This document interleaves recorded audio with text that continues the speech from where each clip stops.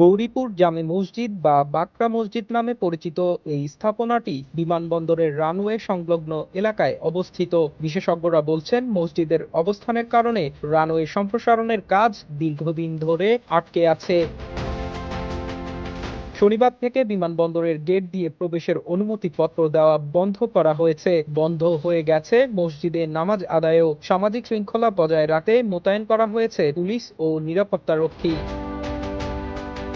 বিজেপির নেতৃত্ব বলছে, জাতীয় নিরাপত্তা প্রশ্নে কোনো ছাড় দেওয়া হবে না। চীন ও বাংলাদেশের নিকটবর্তী অবস্থানের কারণে এই বিমানবন্দরের নিরাপত্তা স্পর্শকাতর বলে মন্তব্য করা হয়েছে বিজেপি নেতাদের পক্ষ থেকে।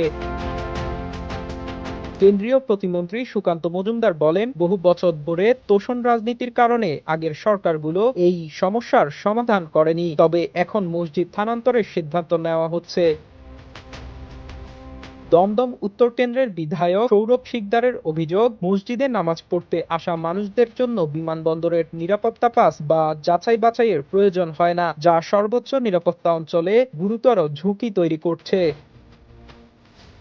তবে মসজিদ কমিটির সভাপতি ও সাবেক মন্ত্রী সিদ্দিকুল্লাহ চৌধুরী এই সিদ্ধান্তের বিরোধিতা করে বলেন, ১৩৬ বছরের পুরনো এই মসজিদ নিয়ে আলোচনা চলমান থাকা অবস্থাতেই নামাজ বন্ধ করার প্রয়োজন ছিল না।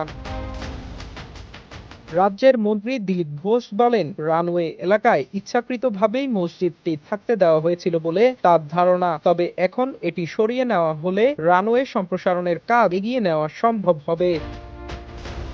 ATV USA news desk.